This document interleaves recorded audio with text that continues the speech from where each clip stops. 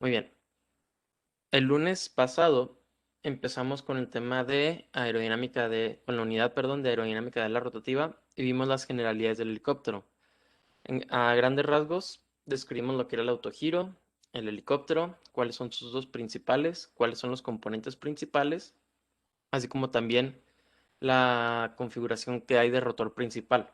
Es decir, primero vimos los tres tipos de rotor principal que existen y posteriormente vimos la configuración del rotor principal, es decir, cómo está colocado, cuántos rotores principales hay, cómo están, cuál es la disposición de ellos uno respecto con el otro, etcétera. Vimos también las características estructurales, vimos también los tipos de motores que se utilizan para energizar los helicópteros y ustedes se encargaron de investigar los sistemas antitorque. Yo los mencioné y ustedes tuvieron que haberlos investigado. Estos temas los cubrimos desde la semana antepasada y terminamos de verlos el lunes de la semana pasada.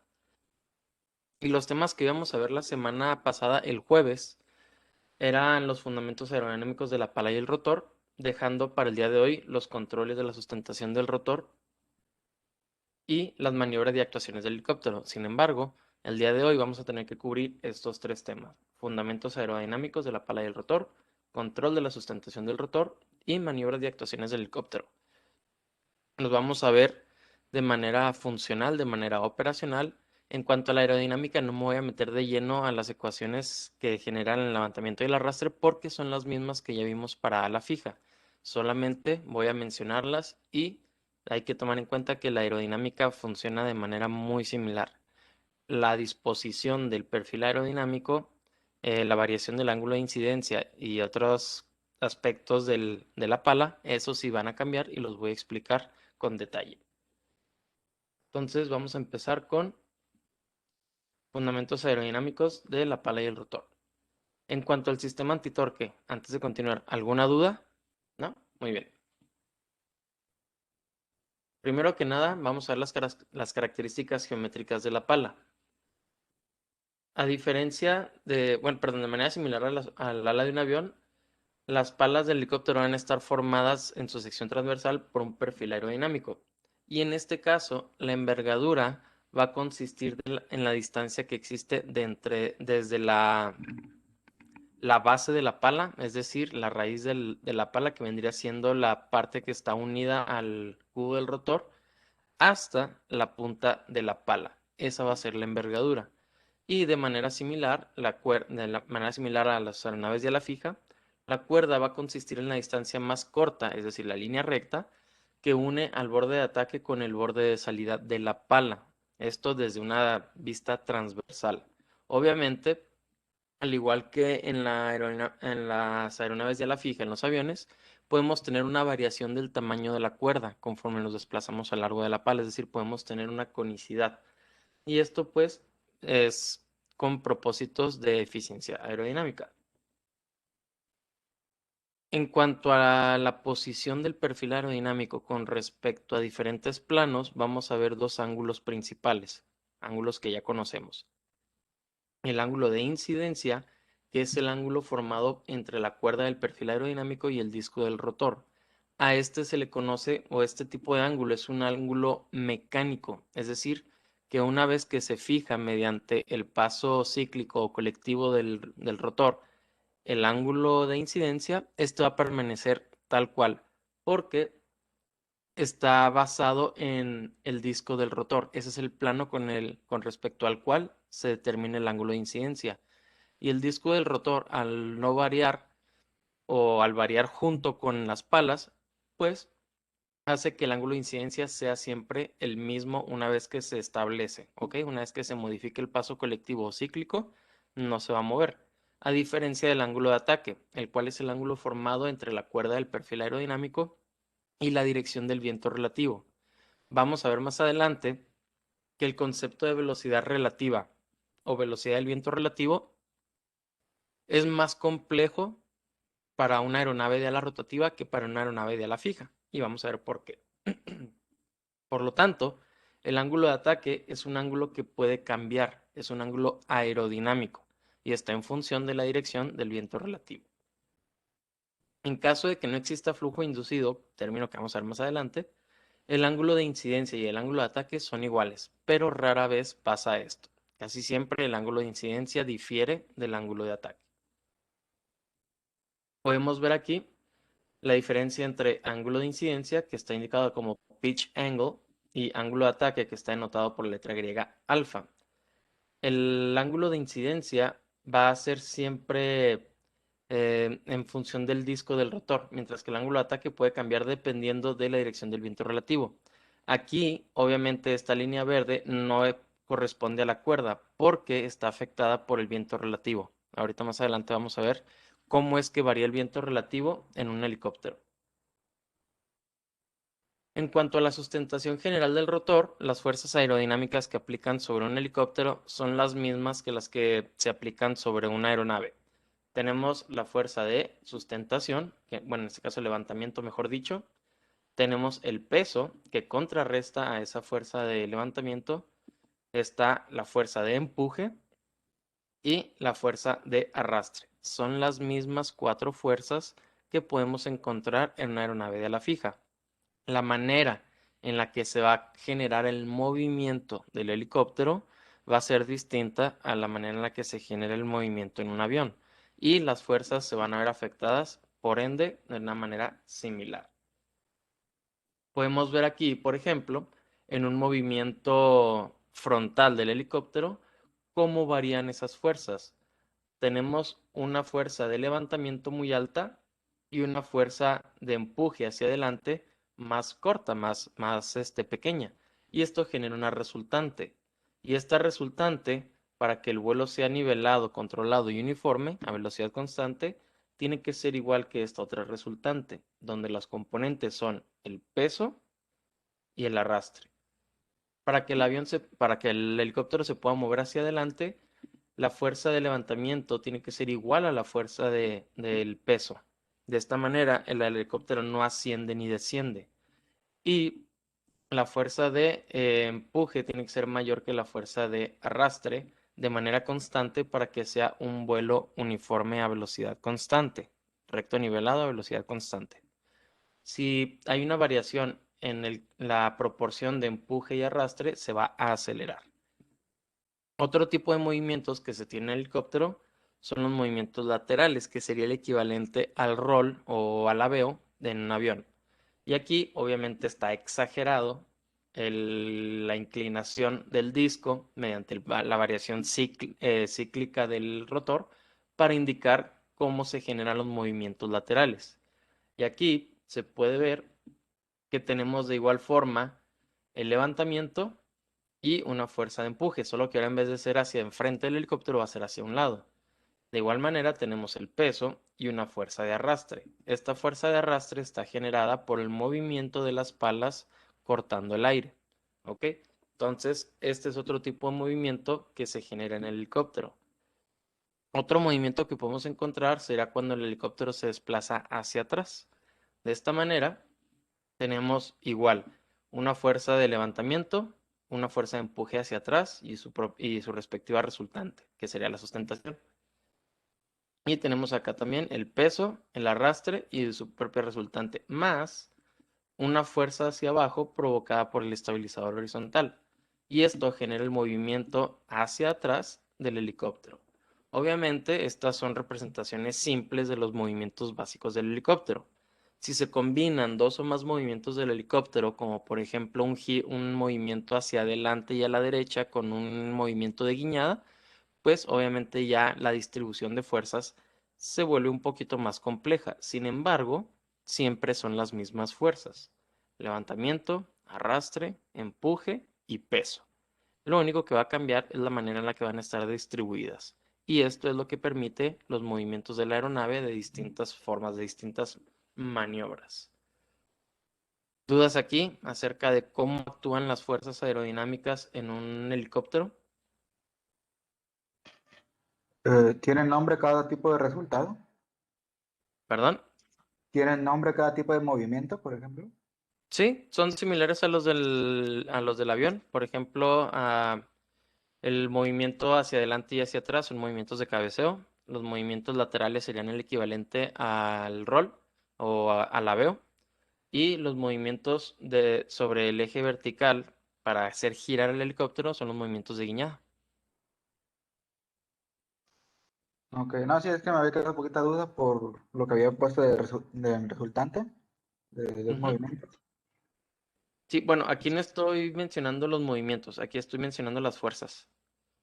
¿Sí? Son las fuerzas que actúan. La resultante esta de aquí es el vector resultante del levantamiento y el empuje hacia atrás del helicóptero. ¿Ok?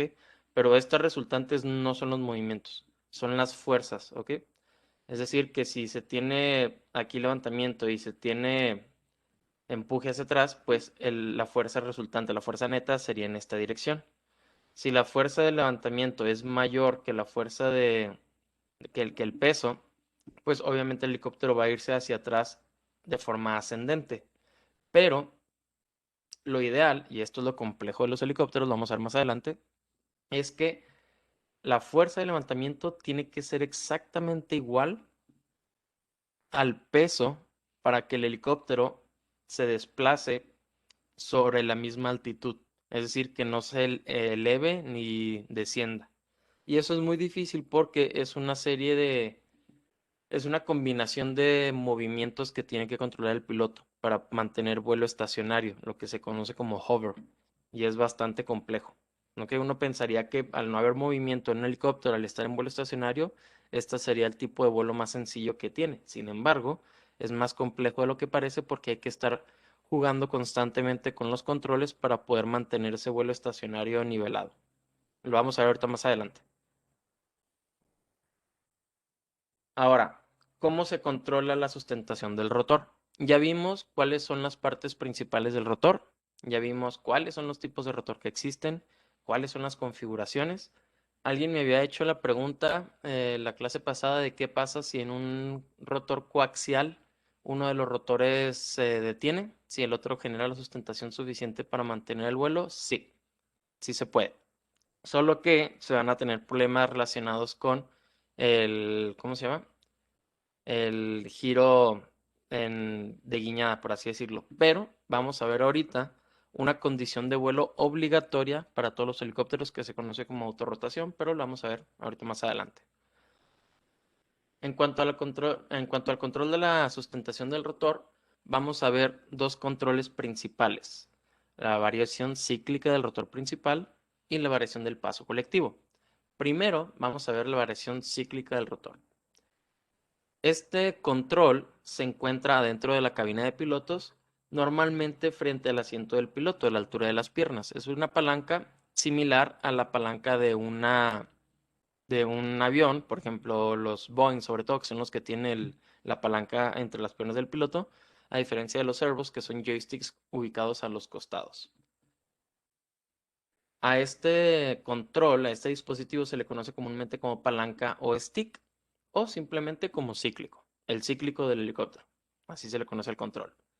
Y lo que hace es que varía el ángulo de incidencia de las palas de manera independiente. Es decir, si tenemos un rotor que es de 3 o 4 palas, por medio de la variación cíclica del rotor, el disco se inclina. No sé si recuerden el video que les compartí por medio de la clase hace como 2 semanas acerca de una simulación de los movimientos del disco del rotor, la variación cíclica y la variación del paso colectivo. Bueno, aquí la variación cíclica es cuando se inclina el disco hacia un lado. De esta manera, el ángulo de incidencia de cada pala va a cambiar conforme va girando, de tal manera que en algún punto, a lo mejor del lado derecho, el ángulo de incidencia es de 8 grados y del lado izquierdo es de 1 grado o 2 grados. De esta manera, pues, se genera una fuerza de sustentación que no es uniforme. Y esto permite que, al tener una diferencia de fuerzas, pues se genere el movimiento hacia uno de los lados. Como consecuencia, el disco del rotor se inclina dependiendo del movimiento de la palanca. Por ejemplo, si el piloto empuja la palanca hacia adelante, el disco del rotor se va a inclinar hacia adelante. Por lo tanto, el helicóptero va a avanzar hacia adelante porque en la parte trasera del disco las palas van a tener un ángulo de incidencia mayor y en la parte de enfrente van a tener un ángulo de incidencia menor. A mayor ángulo de incidencia, mayor ángulo de ataque. Por lo tanto, va a haber una fuerza de sustentación mayor en la parte trasera o en las palas que pasan por la parte trasera del helicóptero que por las que pasan por la parte delantera. Esto va a provocar que el helicóptero tenga este movimiento de cabeceo, es decir, que se incline hacia adelante. Y eso le va a permitir avanzar hacia adelante. En esta imagen de la cabina de un helicóptero podemos ver estas palancas, estos sticks, ¿ok? En cada uno de los asientos. Y estos son los que permiten generar la variación cíclica del rotor. Y en esta imagen podemos ver cómo es que funciona. Este objeto que dice Swash Plate es el disco en el cual están conectadas las palas. Y esto hace que varíe el ángulo de incidencia. Al empujar hacia enfrente el stick, esta barra se recorre hacia atrás y mediante este mecanismo, al recorrer la barra hacia atrás, este cilindro va a bajar, va a descender. Por lo tanto, se va a modificar el ángulo de incidencia de las palas. ¿Ok? ¿Dudas hasta aquí acerca de cómo funciona la variación cíclica del rotor y el sistema de control dentro de la cabina?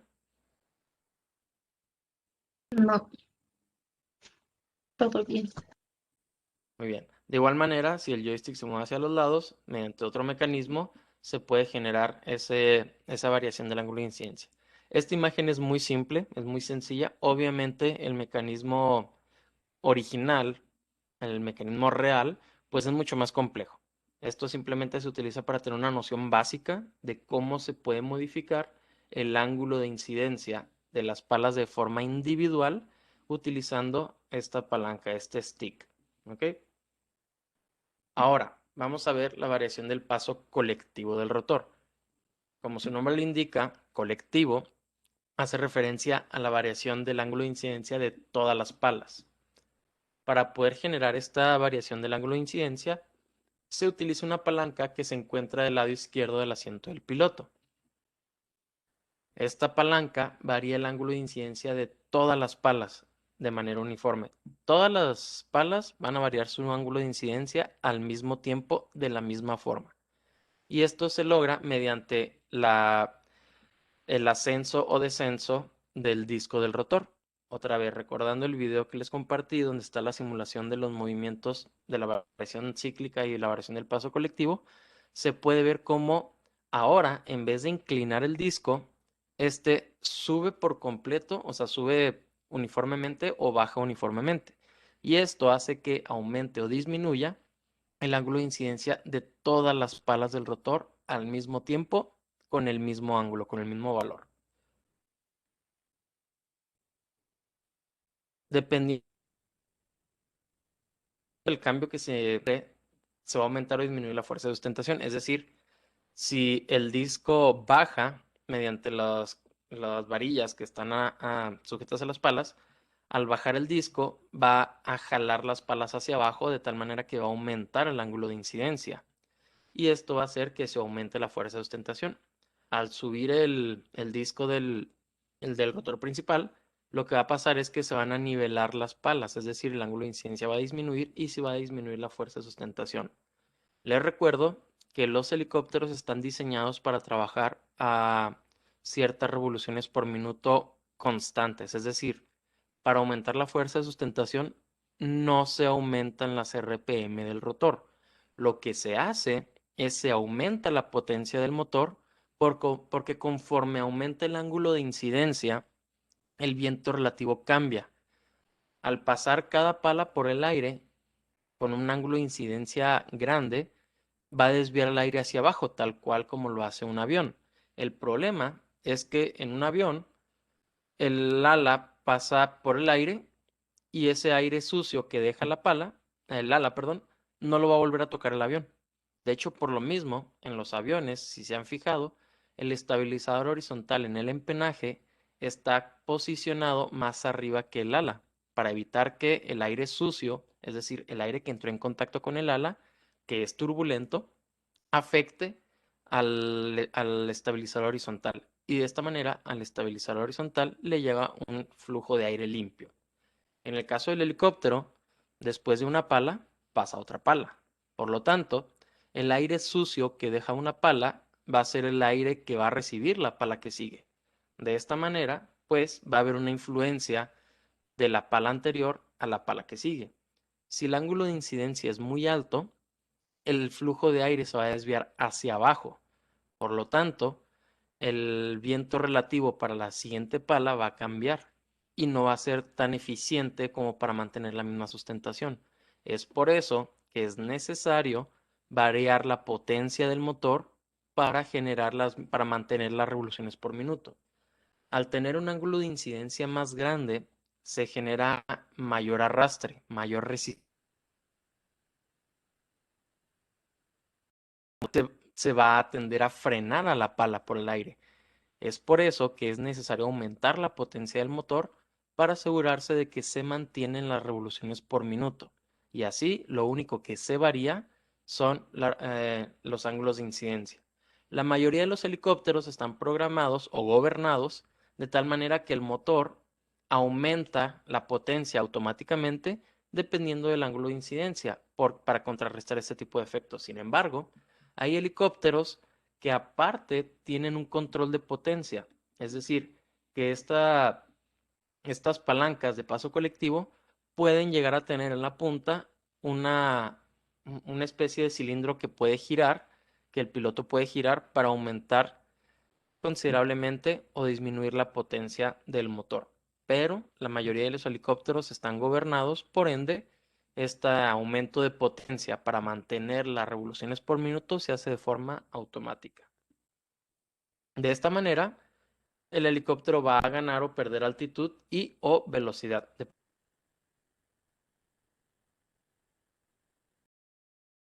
El paso colectivo del rotor, pues va a aumentar la sustentación y este va a despegar. Si está en vuelo estacionario y quiere ascender, pues se aumenta el paso colectivo. Si quiere descender, se disminuye el paso colectivo. O si se está en vuelo rectilíneo, uniforme, nivelado o velocidad constante, lo que se hace es que el paso colectivo sirve para acelerar o desacelerar el helicóptero, ya sea hacia adelante o hacia atrás. ¿Ok? Y aquí podemos ver en esta imagen de una cabina de un helicóptero la palanca del paso colectivo, que vendría siendo esta que está aquí. En este caso no se tiene un control de potencia porque el helicóptero ya automáticamente nivela la potencia del motor dependiendo de lo que se requiera para mantener las revoluciones por minuto del rotor principal constantes. Acá podemos ver otra imagen de otro helicóptero donde podemos ver la palanca del paso colectivo, que es esta que está aquí.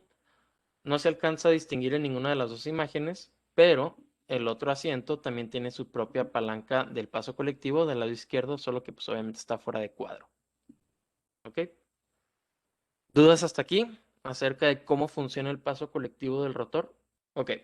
Eso corresponde a el control de la sustentación del rotor. Así es como se puede manipular el rotor para generar la fuerza de sustentación, o mejor dicho, manipular la fuerza de sustentación y los movimientos de la aeronave. Es decir, mediante el cíclico podemos movernos hacia adelante, hacia atrás, hacia un lado, hacia el otro. Por medio del paso colectivo podemos subir o bajar o aumentar o disminuir la velocidad cuando vayamos volando hacia enfrente o hacia atrás o incluso hacia los lados. ¿Ok? El rotor de cola no lo mencioné porque ustedes ya lo estudiaron, ya lo investigaron, pero se controla mediante estos pedales que se ven aquí. ¿Sí los alcanzan a ver? Esos pedales son similares a los pedales en los aviones para controlar el timón de dirección, es decir, el rudder. Y lo que hacen es que aumenta o disminuye el ángulo de incidencia del rotor de cola. Al igual que el rotor principal, el rotor de cola siempre gira a las mismas revoluciones por minuto. Lo único que hace el piloto mediante estos pedales es variar el ángulo de incidencia, de tal manera que se genera mayor o menor sustentación, que en este caso sería más como una fuerza de empuje, lateralmente hablando. Y así se logra controlar el giro o el movimiento de guiñada del helicóptero mediante estos pedales. Muy bien. Ya que vimos las características geométricas de la pala y cómo se genera, cómo se controla la sustentación, vamos a ver ahora las maniobras y las actuaciones del helicóptero. Para eso es necesario recordar el concepto de velocidad relativa. Es lo mismo tener un objeto que está estático con con un viento relativo que incide sobre él o con una corriente de aire que incide sobre él a cierta velocidad a tener el viento estático y un objeto desplazándose a la misma velocidad. A eso se le conoce como viento relativo, velocidad relativa. ¿Ok? Si ustedes están en su carro detenidos y hay ráfagas de viento de 30 kilómetros por hora, eso sería igual a que si no hubiera ráfagas de aire, que el aire estuviera estático y ustedes estuvieran viajando a 30 kilómetros por hora a través de ese viento. Es exactamente lo mismo. Los efectos aerodinámicos son los mismos, las fuerzas generadas son las mismas. Lo único que cambia es el movimiento relativo entre los participantes, entre el aire y el carro. ¿Ok? En un avión, la velocidad relativa va a ser igual a la velocidad del aire verdadera. Sin embargo, en un helicóptero, la velocidad relativa ya no va a ser la velocidad traslacional. Es decir, conforme se va moviendo el avión hacia adelante, la velocidad del aire que incide sobre el avión va a ser constante y fija en todas las partes del avión. Sin embargo, en un helicóptero, al estar las palas girando, la velocidad relativa va a ser igual a la velocidad rotacional. Y esto supone un problema. ¿Por qué? Porque la velocidad rotacional cerca del cubo del rotor, es decir, cerca de donde las palas se ensamblan al rotor, va a ser muy pequeña, siendo cero pegado al rotor. Y conforme nos desplacemos a lo largo de la pala hacia la punta, esta velocidad va a aumentar. Y de esta manera, pues obviamente vamos a tener una diferencia de velocidades a lo largo de la longitud de la pala. Y esto supone un problema, porque al no ser una velocidad constante de giro, las fuerzas ejercidas sobre la pala tampoco lo van a hacer. No vamos a tener una distribución uniforme de la fuerza, al menos en una pala recta. Aquí podemos ver en esta imagen del lado izquierdo el rotor, la unión de la pala al rotor, y esta línea roja punteada que ven es el centro de giro, es la línea de torsión o de giro de la pala. Es decir, la pala va a girar, va a aumentar o disminuir su ángulo de incidencia a lo largo de este eje. Y podemos ver que a esta distancia de la envergadura, la velocidad va a ser de 96 nudos. En este otro punto va a ser de 183. Aquí, que es el centro de gravedad, bueno, sí, el centro de gravedad va a ser de 290 nudos y en la punta va a ser de 387 nudos. Obviamente, la velocidad más alta registrada en una pala va a ser en la punta de la misma, ¿ok? En la punta de la pala. Y esto supone un problema porque debido a esta diferencia de velocidades, se va a generar o va a estar sujeta a diferentes esfuerzos, va a estar sujeta a fuerzas que no son uniformes y esto pues puede dañar estructuralmente la pala. Para disminuir este efecto, lo que se hace es que la pala se va a diseñar de tal manera que se reduzcan estos esfuerzos. Y una manera de lograrlo, la más óptima de hecho, es mediante la aplicación de un torcimiento a lo largo de la pala. ¿Se acuerdan que cuando hablamos de aeronaves de ala fija vimos dos tipos de torcimiento? ¿Alguien me puede decir cuáles son? ¿Alguien que lo recuerde? El torcimiento geométrico. ¿Y qué otro? ¿Era la de adelgazamiento o esa no? No, estamos hablando de torcimiento del ala. Ya dijeron uno, torcimiento geométrico. ¿En qué consiste el torcimiento geométrico?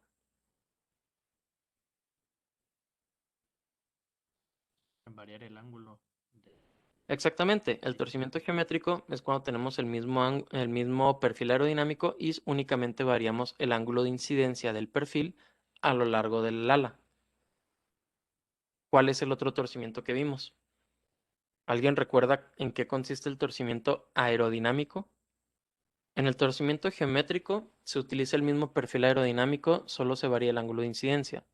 El torcimiento aerodinámico consiste en cambiar el perfil aerodinámico conforme se va distribuyendo a lo largo del ala.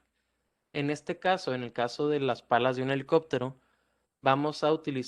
se puede utilizar una combinación de ambas, pero por lo general lo que se hace es que se varía el ángulo de incidencia nada más, es decir, se emplea un torcimiento geométrico únicamente.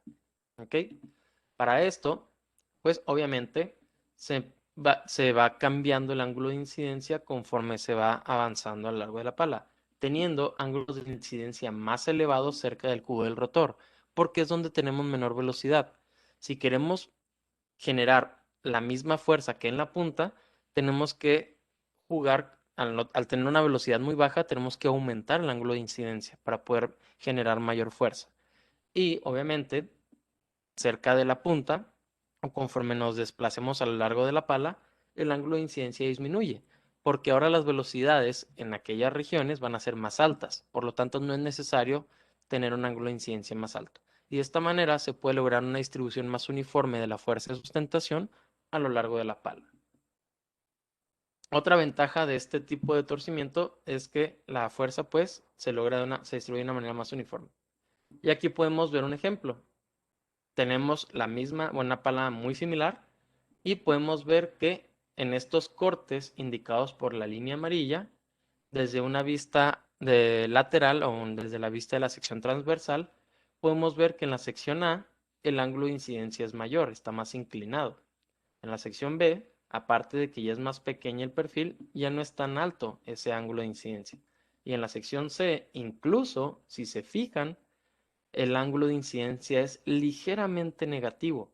Ahora la línea amarilla está inclinada un poco hacia abajo en vez de estar inclinada hacia arriba. Y así es como se logra compensar la variación de la velocidad para mantener una fuerza de sustentación uniforme. Otro efecto importante a tomar en cuenta cuando se utiliza un helicóptero es el efecto suelo.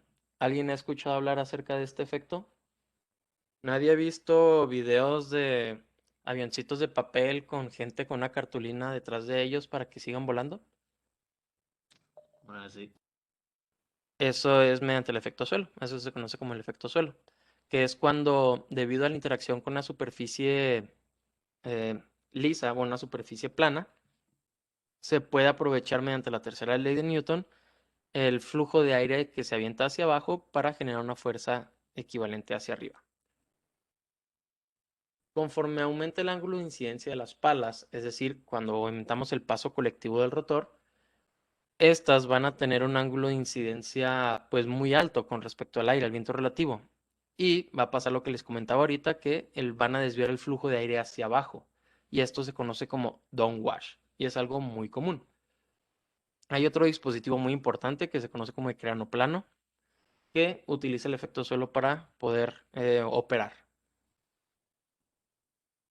Una de las principales consecuencias que va a tener este fenómeno, el efecto suelo, es que se puede reducir el ángulo de ataque de las palas, o más bien se va a reducir el ángulo de ataque de las palas, porque el viento relativo que incide sobre ellas ya no es igual. Es lo que les decía, al tener un ángulo de incidencia muy alto, es decir, un perfil muy inclinado, este va a desviar el flujo de aire hacia abajo. El inconveniente es que la pala que viene va a recibir el aire que deja la pala anterior.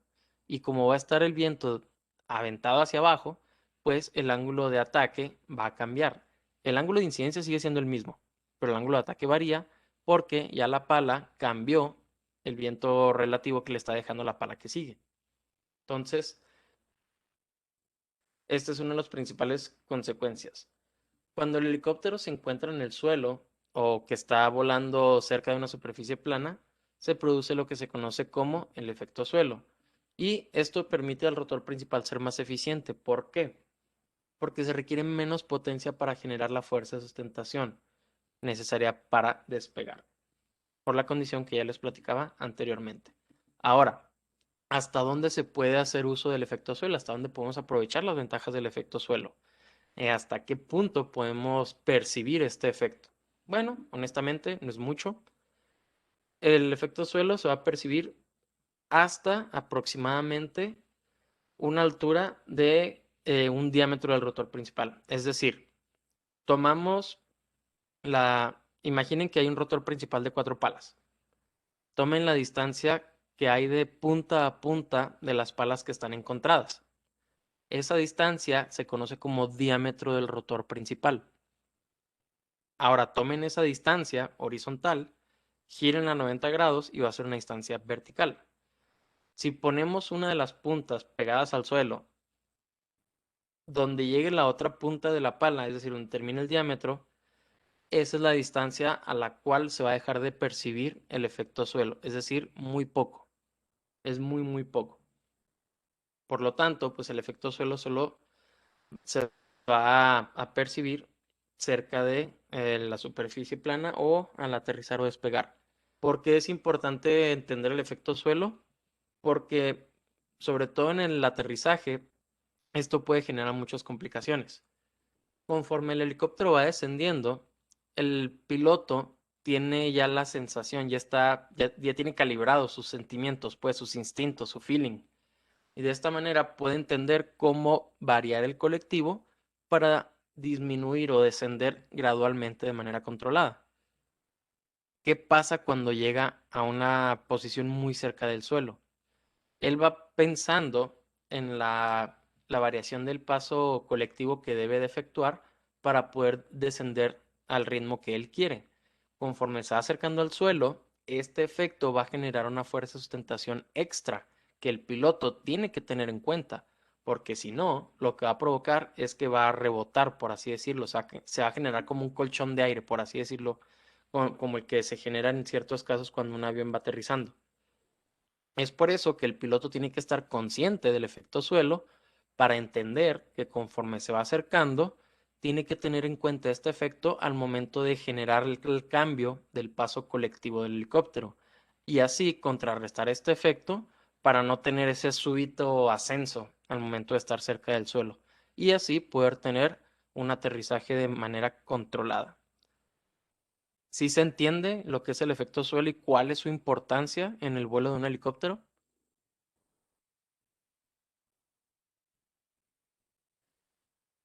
¿Eso no se puede llegar a cancelar de algún modo? Como de que desviene el aire. Lo que se puede hacer, no sé si se implemente, es algo que se me acaba de ocurrir. Quiero pensar que a alguien ya se le ocurrió antes, porque cuando uno no tiene una idea, casi siempre a muchas personas ya se le ocurrieron, es que mediante el lector de altura se compensa automáticamente. Es decir, para que el piloto no tenga que estar manipulando de manera tediosa el control del paso colectivo, se me ocurre que el helicóptero esté diseñado de tal manera que el medidor de altura, no el de altitud, el de altura, vaya detectando la distancia que hay respecto al suelo. Y cuando detecte que está en un rango de altura donde ya el efecto suelo es importante, automáticamente vaya ajustando el paso colectivo para que el piloto no tenga que hacer esos cálculos por su cuenta, que no tenga que estar mentalizado en eso. Y de esta manera, pues, le quitan carga al piloto y la computadora del helicóptero puede ayudar a esta maniobra. Es lo que se me ocurre. Sería como ir bajando las revoluciones poco a poco para que vaya disminuyendo. Repito, las revoluciones por minuto del helicóptero no varían. Lo que varía es el ángulo de incidencia. Entonces, probablemente lo que hace esa computadora, o lo que yo diseñaría, si tuviera la oportunidad de hacerlo, sería que conforme voy tomando lecturas de altura, encuentro un rango en el que yo sé que ya estoy cerca del suelo. Por lo tanto, voy variando el ángulo de incidencia, lo voy reduciendo ligeramente, para así contrarrestar este efecto, para que la sustentación extra que me genere en vez de levantarme, yo sé cuánto va a ser y la resto de la sustentación que voy generando para así tener un aterrizaje controlado. ¿Sí me explico? Sí. Muy bien. Recuerden que las revoluciones por minuto no varían. Lo que varía es el ángulo de incidencia. Obviamente, ya cuando está en tierra y apaga el motor, pues sí van disminuyendo las revoluciones por minuto. Pero para efectos de sustentación, lo que se cambia es el ángulo de incidencia y probablemente la potencia del motor. Pero para mantener las revoluciones por minuto constantes. Continuando, vamos a ver lo que es la maniobra de autorrotación. Y esta es probablemente la aportación más grande del autogiro a los helicópteros. Como su nombre lo indica, consiste en el movimiento libre del rotor principal debido a la incidencia del viento relativo ascendente. Es decir, desconectamos el motor, el helicóptero empieza a descender, pero el mismo aire que está, como el helicóptero desciende, pues la velocidad relativa del aire es de abajo hacia arriba. La incidencia de este viento relativo empieza a mover las palas del rotor y esto genera la autorrotación. Pues aquí está justo lo que acabo de explicar. Esto se logra mediante un mecanismo que consta de un embrague. Un embrague es el clutch. Todos los que han manejado estándar alguna vez saben que por más que estén acelerando, por más que estén en cierta velocidad y estén acelerando, si tienen el clutch pisado, si el clutch está sumido, la potencia del motor no se va a transmitir al eje del carro.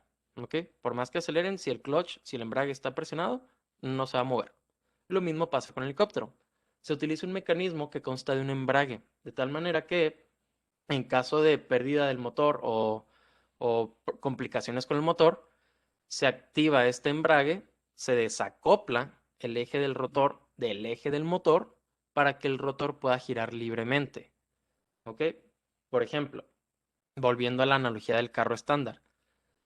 Si ustedes van a cierta velocidad, digamos que van a 100 kilómetros por hora y ya metieron quinta velocidad, si ustedes dejan de acelerar sin meter el clutch, la misma desaceleración o la misma reducción en la potencia del motor le va a transmitir esa desaceleración en la transmisión. A eso se le conoce como freno del motor.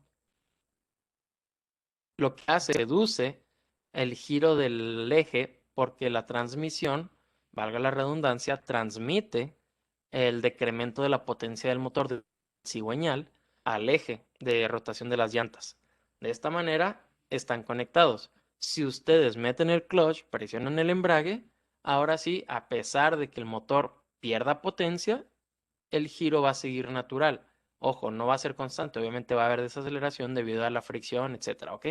Pero el motor ya no va a frenar el giro del eje de la transmisión. Lo mismo pasa con un helicóptero. Si el motor deja de girar, se aplica el embrague para que el rotor siga girando libremente. Entonces, si el motor falla, este mecanismo va a desacoplar el eje del motor del eje del rotor. Y este último, el rotor, va a poder girar libremente en función del viento relativo. ¿Ok? Así, un helicóptero puede aterrizar de manera segura en caso de presentarse alguna falla en el motor. Si por alguna razón el motor de un helicóptero falla, este es capaz de aterrizar de manera segura con o mediante la maniobra de autorrotación. Por eso es muy importante que los pilotos estén capacitados y conscientes de cómo utilizar esta maniobra. ¿Todos los helicópteros lo tienen? Sí. Todos los helicópteros deben demostrar su capacidad de autorrotación para poder obtener su certificado. Es obligatorio. Todo helicóptero tiene que tener un sistema de autorrotación, es decir, un sistema de embrague que en caso de emergencia desacople el eje del rotor del eje del motor. Y así, el mismo aire que va a incidir sobre las palas al descender el helicóptero van a generar el movimiento de estas y a su vez van a generar una fuerza de sustentación que va a amortiguar la caída del helicóptero, de tal manera que desciende de manera controlada y puede aterrizar de manera segura. Obviamente, solo tienen una oportunidad, así que háganlo bien.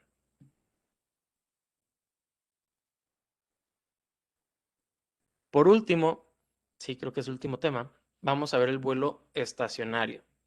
Vamos a ver probablemente el tipo de vuelo más complejo de un helicóptero, a pesar de que a simple vista pareciera ser el más sencillo. Ya que el helicóptero genera su propio aire sucio, lo que les mencionaba ahorita, las palas del helicóptero al estar girando alteran la estabilidad del aire. Lo hacen sucio, lo hacen turbulento, lo desvían, lo modifican. Y el problema es que la pala que viene se va a ver afectada por ese aire sucio. Por lo tanto, se van a tener efectos negativos sobre el fuselaje y las superficies de control, que son las palas.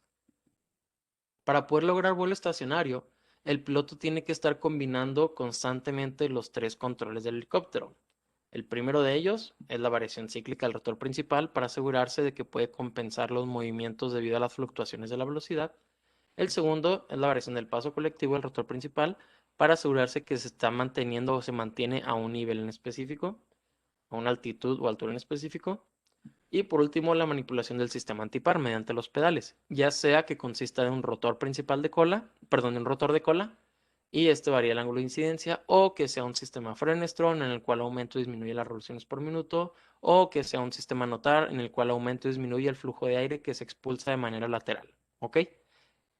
Todos esos tres tipos de sistemas antipar se manipulan mediante los pedales y es algo que el piloto tiene que estar haciendo constantemente para poder lograr el vuelo estacionario. Obviamente, hay ajustes electrónicos que le ayudan a mantener esa estabilidad, perdón. Sin embargo, sí tiene que estar constantemente el piloto al pendiente de los controles y manipulándolos ocasionalmente para poder mantener el vuelo estacionario. ¿Por qué es complejo el vuelo estacionario? Cuando uno quiere elevarse, lo único que tiene que hacer es lograr que la fuerza de levantamiento sea mayor que el peso. De esta manera hay una diferencia de fuerzas y el helicóptero sube. No importa tanto qué tan rápido o qué tan lento. O no importa tanto tener un control específico. Obviamente a grandes rasgos sí, pero así minuciosamente no tanto. Sin embargo, lo complejo es encontrar el punto exacto en el que la fuerza de levantamiento y el peso del helicóptero son exactamente iguales. Cuando se logra esta igualdad, se mantiene el vuelo estacionario, porque el helicóptero ni desciende ni asciende, ya que las fuerzas son iguales. La fuerza de levantamiento es igual al peso del helicóptero y por ende se eliminan entre sí, quedando el helicóptero al mismo nivel. Esto es muy complejo de lograr por muchas circunstancias. El viento no es constante, hay turbulencia, hay ciertos factores mecánicos que dificultan la estabilidad del helicóptero, etcétera. Lo que ya le mencionaba, si la fuerza de sustentación, en este caso el levantamiento es mayor que el peso, el helicóptero acelerará verticalmente hasta que ambas fuerzas se encuentren en equilibrio. Obviamente, llega un punto en el cual el helicóptero ya no puede ascender. Este se le conoce como el techo de servicio del helicóptero. ¿Y cómo se determina el techo de servicio del helicóptero? Bueno, por la capacidad que tiene de generar el levantamiento para que sea mayor que el peso. Debido a las variaciones de la densidad conforme aumenta la altitud, sabemos que conforme vamos aumentando la altitud, conforme vamos ascendiendo, la densidad va a disminuir. Por lo tanto, cada vez hay menos aire útil, por así decirlo. Entonces, va a llegar un momento en el que con el mayor ángulo de incidencia posible, con la mayor potencia del motor para mantener las revoluciones por minuto, la fuerza de levantamiento no va a ser suficiente para contrarrestar el peso del helicóptero. Y así es como se determina el techo de servicio del helicóptero. El punto en el cual las palas ya no pueden generar una fuerza de levantamiento mayor que el peso del helicóptero. Ahí es cuando ya no puede elevarse más el helicóptero y por ende ese va a ser su techo de servicio en vuelo estacionario. ¿Qué pasa si se empieza a desplazar hacia adelante? Obviamente, la fuerza de levantamiento va a disminuir porque va a aumentar la fuerza de arrastre. Por ende, ya el techo de servicio en vuelo nivelado, rectilíneo hacia enfrente, por así decirlo, pues va a ser más bajo que el techo de servicio en vuelo estacionario, porque ya está jugando la resultante de la fuerza de arrastre. ¿Ok? ¿Dudas hasta aquí acerca de vuelo estacionario? Sí, ¿Cuál?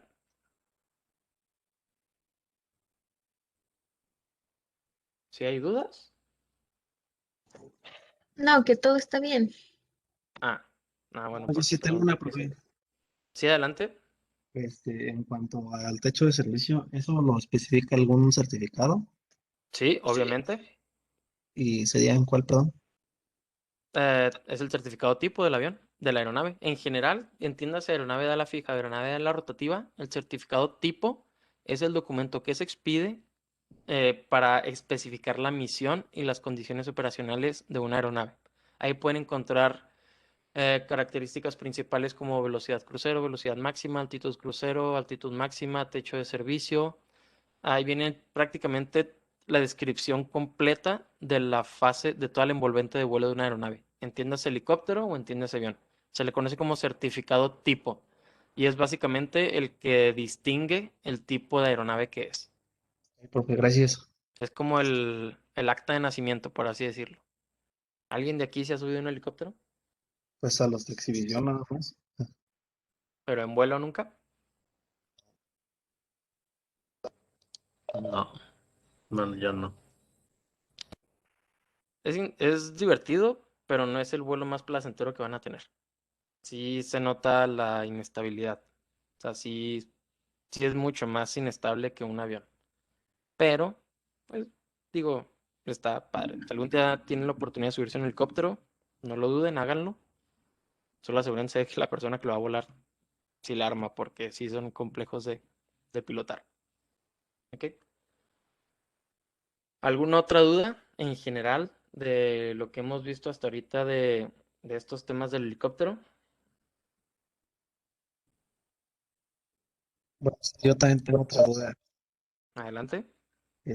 Cuando dice que se desconecta el rotor del motor, para situaciones de emergencia, el ángulo de incidencia también se va generando para poderlo aterrizar al helicóptero, ¿no? Sí, sí lo puedes variar. Sí, Y ese es porque por lo que el... ¿Mande? sí, es lo que te iba a preguntar, si se desconecta, ¿no necesita como presión hidráulica para poderlos mover? ¿O cómo funcionan esos Sí, pistones para moverlos? sí, de hecho, en una de las imágenes que les mostré ahorita, viene un dispositivo con líquido para el sistema hidráulico, pero es el de los pedales. Funciona de manera similar ¿cómo se llama?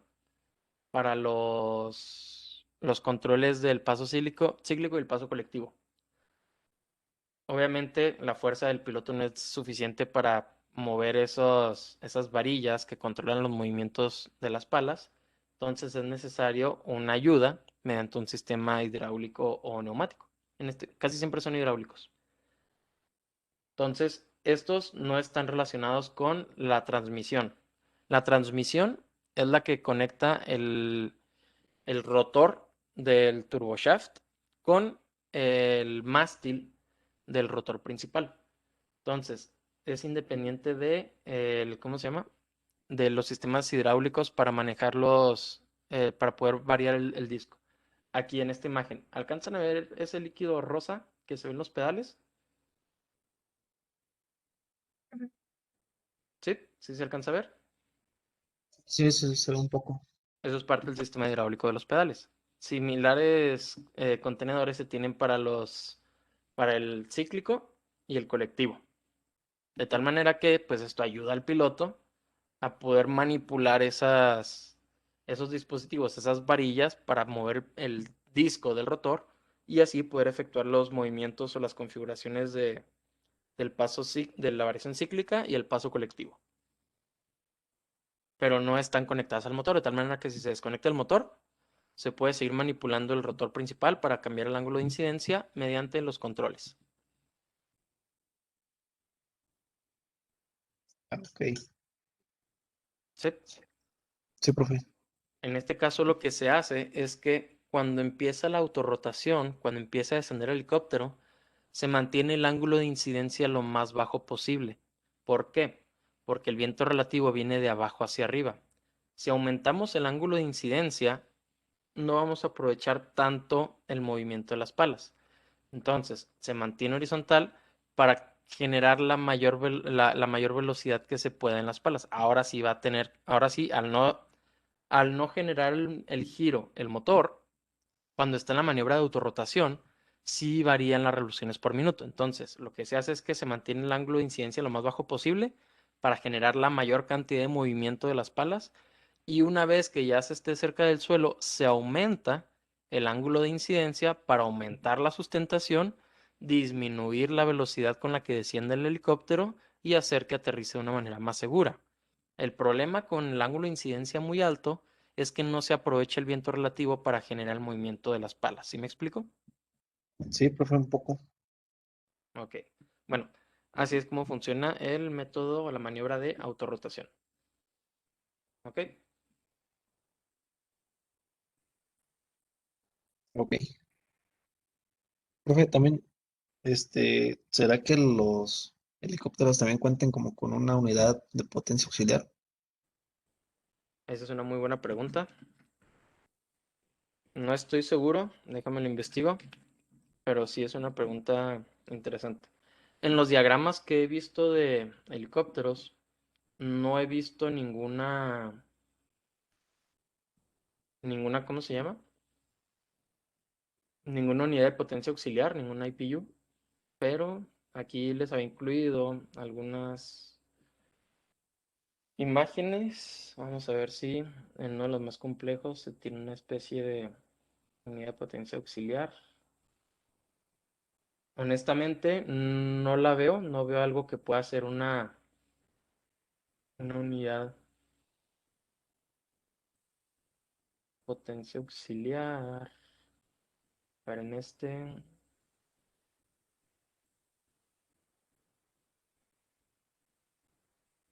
no estoy seguro. No veo ninguna, pero déjame investigarlo. A ver si los helicópteros por reglamentación tienen que incorporarlo o es algo opcional en caso de que se incorpore alguno. Pero sí, de entrada no veo. Estos dos son los motores. Si no, no veo ninguna IPU. Pero no, déjame lo investigo. ¿Sale? Una muy buena pregunta. ¿Alguna otra duda?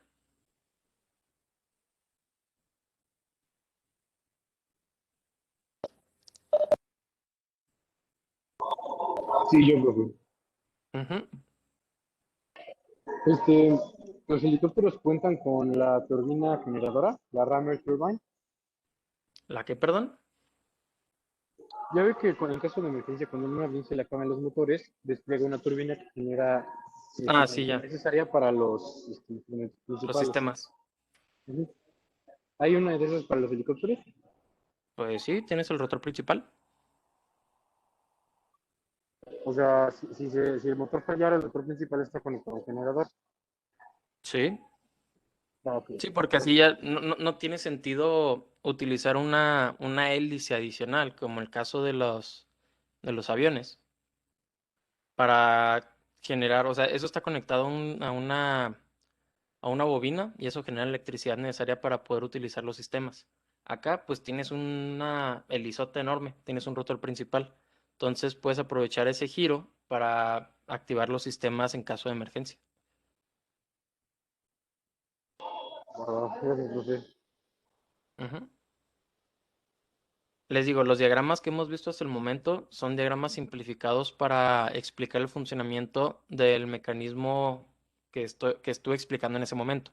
Obviamente, el mecanismo de un rotor principal es mucho más complejo de lo que se mostró en estas imágenes. Se tienen, aparte de los controles para nivelar el disco, o aumentar, ascenderlo, descenderlo, inclinarlo, etcétera, también se tienen distintos subsistemas que se basan en el giro del rotor principal. Entonces, en el caso de una falla en el motor, se desacopla el rotor del motor y se produce la autorrotación mediante el giro libre del rotor. Obviamente este giro se aprovecha para energizar otros sistemas, entre ellos pues los sistemas necesarios para controlar los actuadores que manipulan los ángulos de incidencia de las palas. ¿Alguien más? ¿Alguna otra duda? Entonces, por mi parte será todo. Les agradezco mucho que hayan atendido la clase el día de hoy. Espero que les haya gustado, que haya sido de su interés, que les haya servido. Y cualquier cosa, pues ahí están los medios de comunicación, correo oficial, institucional, Teams, etcétera, ¿ok? Espero que tengan buena semana, buenas vacaciones, que las disfruten, que se cuiden, que limiten, bueno, que extremen precauciones con esto de la pandemia. Y nos estamos viendo entonces el 12 de abril para el repaso. Muchas gracias y nos vemos hasta luego.